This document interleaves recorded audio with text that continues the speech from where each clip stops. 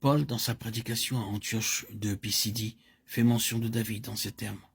Or, David, après avoir en son temps servi au dessein de Dieu, Acte 13, 36. Cette déclaration souligne que le fils d'Ishaï vint dans un temps précis de l'histoire afin de servir dans le cadre et la limite d'un plan prédéterminé par Dieu lui-même. Ceci est un point fondamental en relation avec notre éducation spirituelle, car le Seigneur doit travailler très profondément en nous, dans l'intention de nous amener à la faillite de nous-mêmes, avant qu'il ne puisse nous révéler quelque chose de ce plan.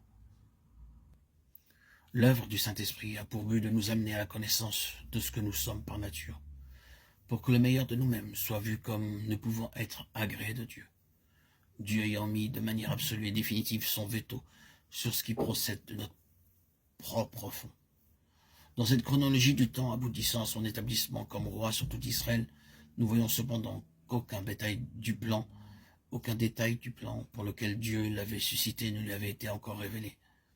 Ce n'est seulement qu'après avoir introduit l'arche à Jérusalem que la pensée de la maison lui fut donnée. Il est très important de remarquer comment David s'exprime devant le Seigneur concernant la pensée de la maison.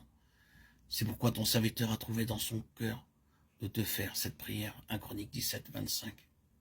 Il est clair qu'elle n'émanait pas de lui, mais qu'elle avait été introduite dans son esprit par Dieu lui-même. C'est cette révélation qui le rendit hardi devant Dieu. C'est pourquoi ton serviteur a osé prier devant toi, 1 Chroniques 17, 25. Dieu opère à son heure et par révélation la translation d'un détail de son plan pour porter à la connaissance de l'instrument son intention, afin qu'il soit son collaborateur dans la réalisation de ce qui a été révélé. Cependant, bien que la pensée de la maison fût maintenant dans son esprit, il n'était pas encore possible de l'édifier, car il était indispensable que les conditions requises par Dieu en vue de construire le temple soient rassemblées. C'était sur le butin pris à la guerre qu'il les avait consacrés pour l'entretien de la maison de Dieu, 1 Chroniques 26, 27. Après cette révélation concernant l'intention de Dieu touchant le temple, David combattit les Philistins, les Moabites, Adaréser, roi de Tsoba, les Syriens et les Édomites, établissant ainsi sa domination en assujettissant tous ces peuples que les juges n'avaient pas anéantis, alors que Dieu les avait suscités afin d'accomplir ce qu'Israël n'avait pas fait, mais eux aussi n'achèvèrent pas, et ces nations subsistèrent. Alors David comprit par l'Esprit de Dieu que cette maison ne pouvait être édifiée tant que tous ses ennemis ne seraient pas détruits. C'est ainsi qu'il enleva à ces nations l'or, l'argent et l'airain, tous les métaux précieux qui allaient entrer dans la construction de la maison de Dieu. Mais cette illustration dans l'Ancien Testament et à sa contrepartie de façon spirituelle est vraie dans la Nouvelle Alliance. L'édification de la maison de Dieu, qui est l'Église, n'est pas seulement une question quantitative, mais aussi de grandeur et de mesure spirituelle dans les saints. Le terme édifié est synonyme de croissance pour amener à maturité. Or, la croissance spirituelle ne se réalise jamais par des voies de facilité.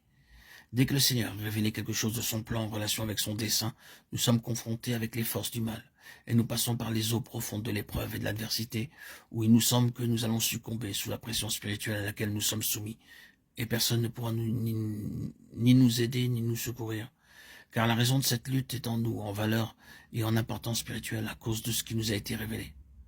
Cependant, alors que nous sommes au cœur de ce combat, que nous résistons en demeurant fermement attachés au Seigneur, les valeurs de notre tête se développent en nous, et ce qui est vrai de son caractère le devient en nous. C'est dans la lutte que nous sommes formés, façonnés, et que se développent en nous l'endurance et la persistance dans la prière, et que nous sommes appelés à persévérer alors que nous ne voyons rien se réaliser de ce qui nous a été révélé. Cette endurance à travers l'adversité à cause de ce que le Saint-Esprit a déposé en nous produit dans l'être intérieur cette foi vivante.